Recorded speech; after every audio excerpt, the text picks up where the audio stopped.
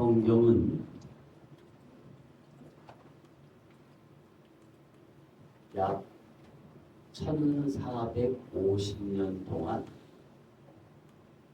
하나님이 여러 사람들을 불러서 그 여러 사람들은 왕도 있고 어부도 있고 군인도 있고 다양한 직종의 인생살이를 하는 사람들에게 성령의 감동, 다른 말로 표현하면 하나님의 마음을, 하나님의 생각을, 하나님의 의지를, 하나님의 뜻을 그의 마음속에 심어주셔서 그가 그것을 깨닫고 하나님의 말씀을 기록을 했습니다. 그런데 하나님의 말씀이 기록된 창세기 1장 첫째 절부터 요한계시록 22장 마지막 절까지 성경에 기록된 모든 내용은 통일을 이루고 있어요. 한 목적, 한 주제를 이루고 있어요. 그러면 한 목적, 한 주제는 뭔가? 첫째는 이겁니다. 하나님은 창조주다. 따라합니다. 하나님은 창조주다. 두 번째입니다. 모든 인간은 죄인이다. 세 번째입니다. 죄인을 구원하시기 위하여 하나님의 아들을 보내신다. 그게 가장 중요한 1, 2, 3 세 가지의 성경의 핵심 사상입니다. 그래서 그 내용을 시대와 공간에 맞게, 시 공간에 맞게 하나님께서 말씀들을, 구약의 말씀들을 허락하시고 신약의 말씀들을 허락하셨어요. 제가 왜 이 얘기를 하고 있냐면 고린도 교회 안에 예수 그리스도를 믿는다는 것이 무엇인지를 잘 모르는 성도들이 많았어요.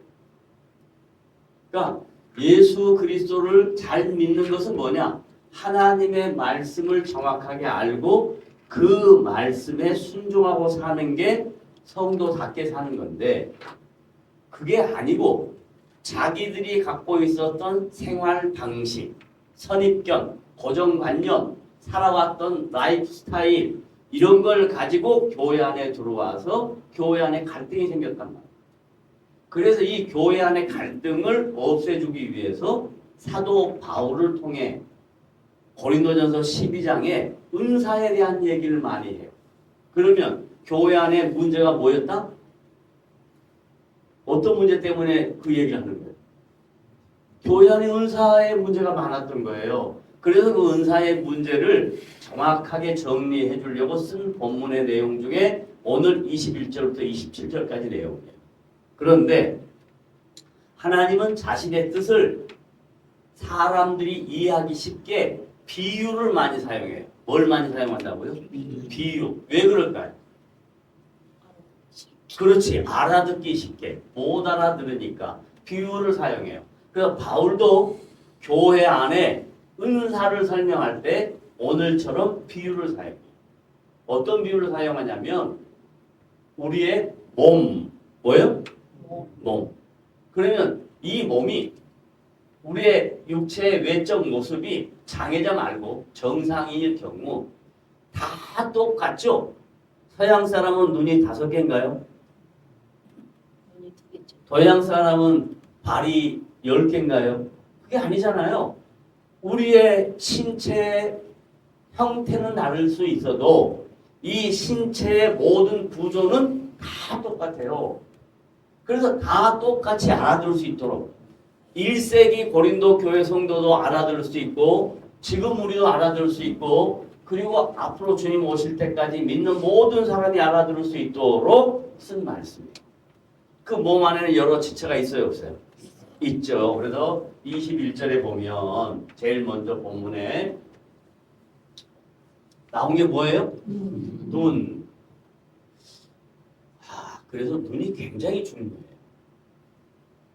여러 지체 중에서 눈이 굉장히 중요해요. 왜냐하면 우리 눈이 뭐 보죠? 뭘 보죠? 보면 또 뭐예요? 느끼고 느낌만 있는 게 아니라 또 뭐예요? 생각하게 되죠. 생각하게. 눈이 굉장히 중요해요. 그래서 중요한 지체의 순서대로 기록했다라고 생각할 수 있어요. 그 눈이 뭐더러? 그 다음에 중요한 게 뭐예요? 손.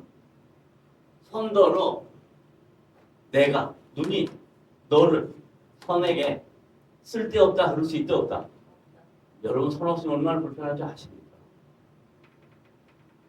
가끔 보면 옛날에 농사를 하다가 뭐 타작을 하다가 그랬던 어쨌든 손에 절단이 생긴 분들을 종종 보게 돼요.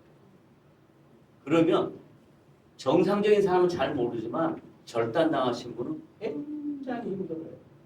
어떻게든 살아냅니다. 그럼에도 불구하고 없으면 있는 것의 소중함을 깨닫게 됩니다. 굉장히 중요한 말이에요. 어떻다? 없으면 뭐? 있는 것의 소중함을 깨닫게 돼요. 근데 있을 때는 알아 몰라? 몰라. 그게 우리의 어리석음이야. 그러니까 여기서 중요한 거 나에게 모든 것이 있는 거 감사해 안 감사해? 감사해. 그럼요. 그러니까 하나님 내가 정상인으로 살 수 있다는 거 감사합니다. 아멘. 따라하죠. 하나님, 내가 비록 나이가 들었어도 정상으로 살게 하시니 어떻게? 그게 감사하세요. 감사하세요. 그 다음에 또한 뭐예요? 머리가 뭐더러? 발더러. 이 머리가 발더러. 너 쓸모없다. 그러면 돼요? 아니, 발이 야, 너 같은 머리 나쁜 사람은 머리 필요 없어. 뭘 들고 다니니? 이렇게 할 필요 없다 이 말. 아무리 머리가 나빠도 쓸모가 있다 없다? 있다. 우리가 완벽하지 않거든요. 우리가 완전하지 않거든요. 제가 모르는 걸 다른 사람이 많이 알아요. 또 다른 사람이 많이 아는 것을 제가 모를 수도 있고 제가 아는 것을 그들이 모를 수도 있고 거꾸로 갈 수 있다 이 말이에요. 그러니까 다 쓸모가 있다. 자, 그 다음에 22절 시작. 그뿐 아니라 좀 더 설명해 줄게. 더 의미 부여할게. 그뿐 아니라 여기서 중요해요. 시작. 여기의 핵심이 뭐예요? 더. 그러니까 하나님의 관점과 세상의 관점은 달라요. 세상의 관점은 항상 자기에게 유익이 되고 자기가 남보다 더 높은 자리에 있어야 되는 것이에요. 항상 비교해서 자기가 열등한 것보다는 우월해야 돼요. 그게 세상이거든요. 근데 하나님의 방법은 너무 이상해요. 우월한 걸 갖고 사용하지 않고 열등한 걸 가지고 사용해요. 그럼 왜 그럴까요? 하나님은 왜 열등한 것 가지고 사용할까요?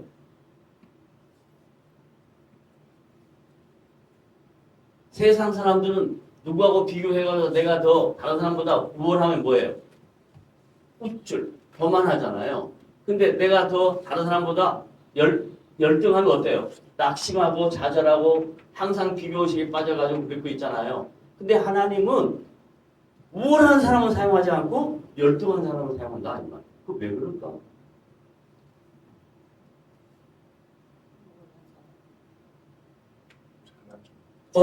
자기가 잘났으니까. 자기가 잘난 것을 자랑하니까.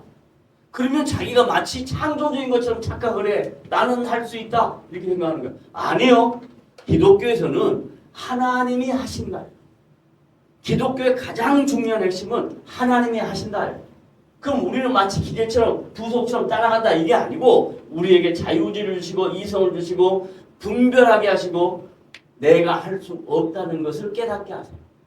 그래서 내가 할 수 없고 하나님만이 하실 수 있습니다. 고백할 때에 그때 하나님이 하셔요. 따라합니다. 나는 모든 것을 할 수 있다. 할 수 있다. 주님 나는 부족합니다. 주님 나는 연약합니다. 주님 나는 힘이 없습니다. 그때 주님이 역사하신단 말이에요.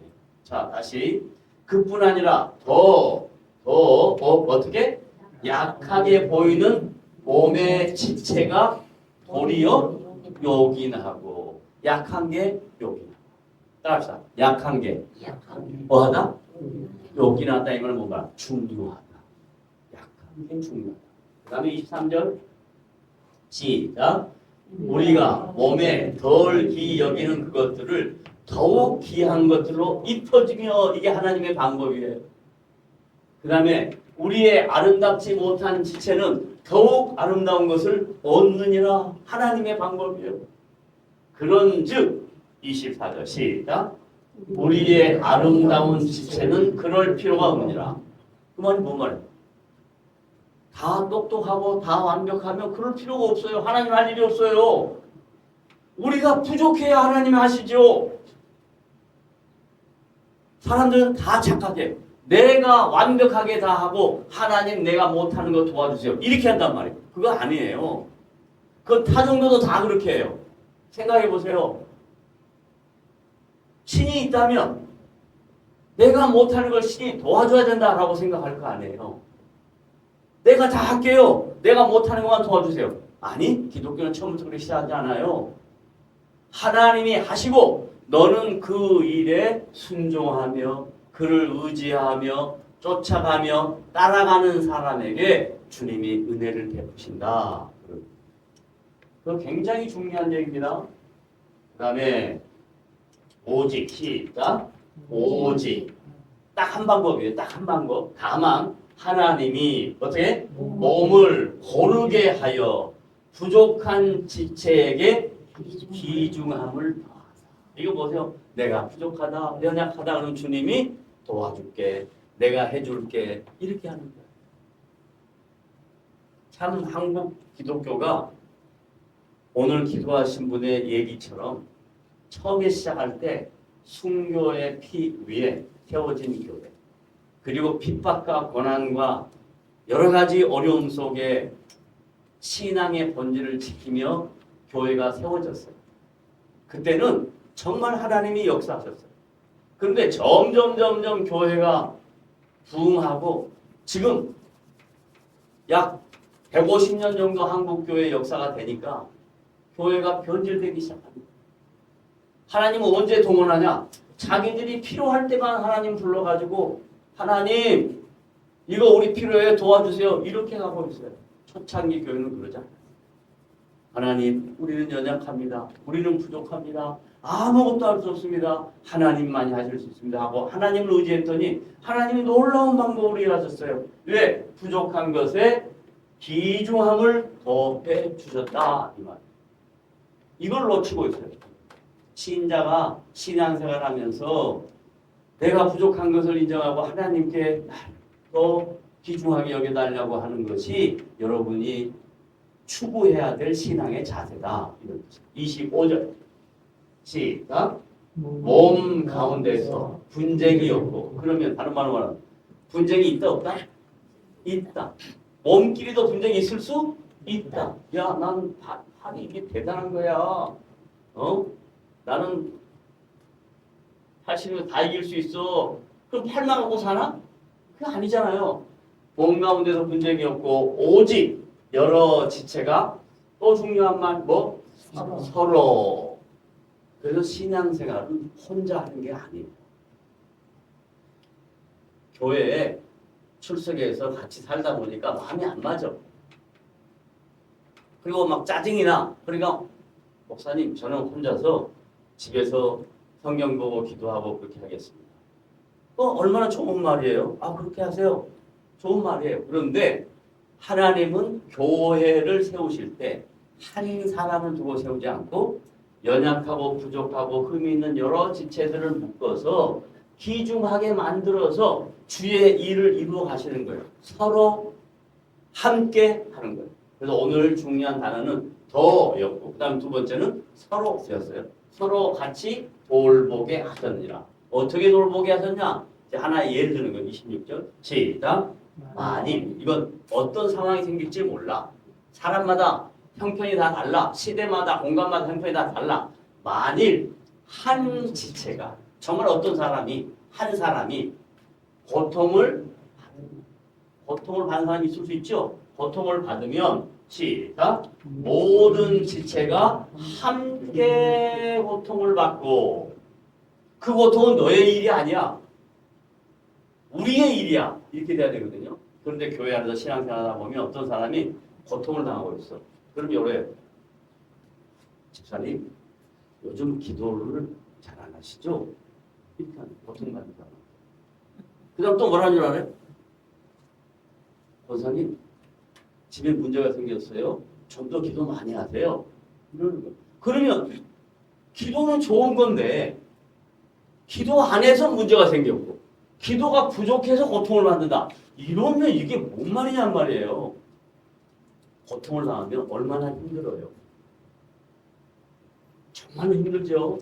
내가 어떻게 도와줄 수 있는 방법이 없을까? 내가 도와줄 수 있는 방법을 좀 찾아볼게. 이거예요. 이게 신자의 삶이에요. 너 기도가 부족해서 그래. 너 기도 안 해서 그래.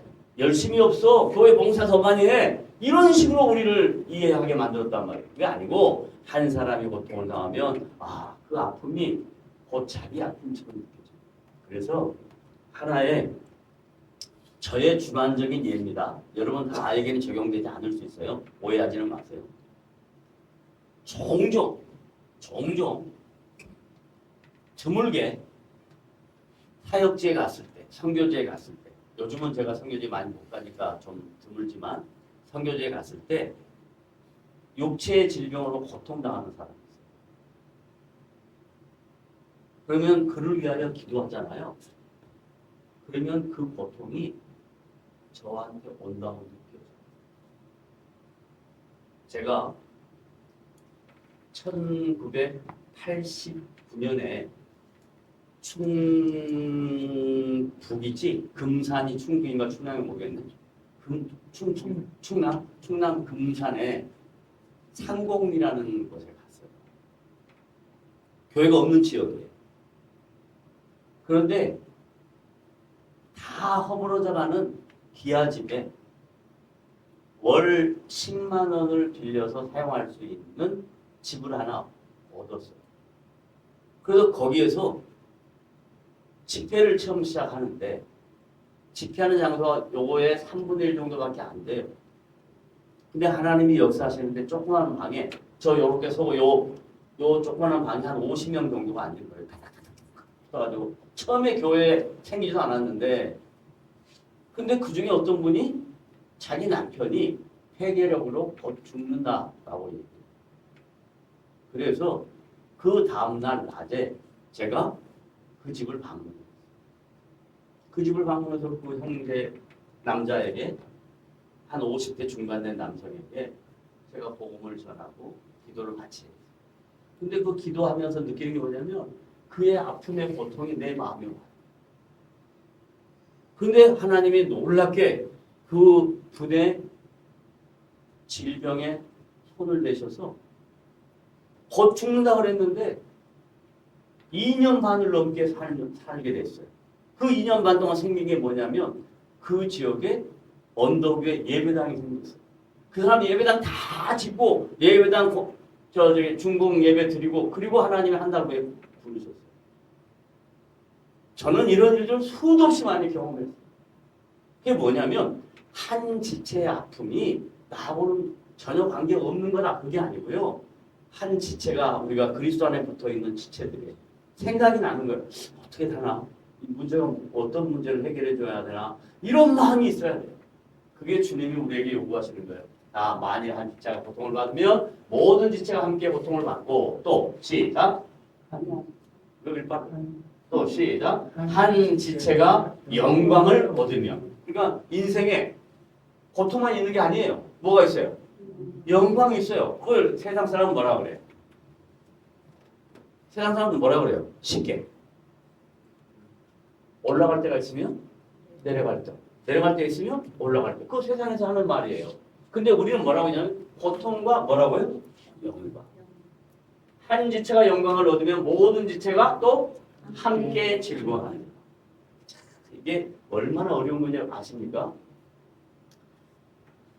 자기 자식 말고 남의 자식이 잘 되거나 남이 뭐 좋은 일이 생기면 꼭 그 말을 아이고 얼마나 좋아, 아이고 좋다 이렇게 못하고 그래? 하고 꼭 다른 소리를 해. 그건 인간에게 있는 쓴뿌리야. 그러지 말고 상대방의 좋은 일 있으면 마음껏 축복해. 마음껏 함께 기뻐해. 마음껏 즐거워해. 그게 주님이 우리를 부르신 목적이에요. 함께 즐거워하는 거야, 함께. 굉장히 중요한 이야기입니다. 왜? 인간은 본질적으로 자기가 가장 중요하기 때문에 자기만 잘 되면 좋겠다 하는 생각이 있어요. 그러니까 나는 힘들면 안 돼. 나는 좋은 것만 있어야 돼. 이렇게 생각하는 거예요. 그게 아니에요. 교회는 우리가 살아가는 인생은 좋을 때도 있고 나쁠 때도 있어. 고통받을 때도 있고 영광을 누릴 때가 있어. 고통받으면 함께 고통하는 마음 갖고 영광을 누리면 같이 즐거워하세요. 이게 교회 성도들이 신앙생활하면서 꼭 잊지 말아야 될 지체의 모습이다. 라는 마지막 27절 시작. 시작. 너희는 그리스도의 몸이요 그 지체의 각 부분이라. 우리가 그리스도한테 붙어있어. 어떤 사람 머리 역할에, 어떤 사람 발 역할에, 어떤 사람 손 역할에, 어떤 사람 눈 역할에, 어떤 사람은 여러 가지 지체의 기능에 역할한다. 그게 교회 공동체다. 그러니 교회는 한 사람이 하는 것 아니다. 아니다. 교회는 하나님이 여러 세우신 지체들을 통해서 주님의 나라를 이루어 가신다. 라는 것을 믿으시면 아멘. 아멘. 자, 그럼 주보에 이제 정리된 내용만 간단하게 다시 한번 정리할게요. 다 같이 읽으세요. 시작. 우리는 몸이신 그리스도의 지체라. 누가 주인이에요, 그러면? 그리스도. 그렇지. 몸이 주인이지. 그죠? 우리는 뭐예요? 지체. 지체. 종이에요. 종. 그 다음에 두 번째. 시작. 지체는 각자의 역할이 있다. 그러니까 여러분 역할이 있다, 없다? 있다. 이승건 선생님 역할이 있다, 없다? 있다. 어떤 역할이냐? 그냥 와서 폼 잡고 앉아있는 것만 해도 역할이야. 왜냐하면 이 연세에 건강하게 주일날 예배당에 나오는 게 얼마나 감사해. 아멘. 아멘. 자, 그 다음에 시작. 모든 지체가 다 쓸모가 있다. 신일 권사님 쓸모가 있어요, 없어요? 있어요. 쓸모가 있어, 없어요? 빨리 있다 그래요. 네. 그래야지. 목사님 난 다 늙었어요. 이제는 쓸모가 없어요. 그러지 마요. 쓸모가 있다. 있다.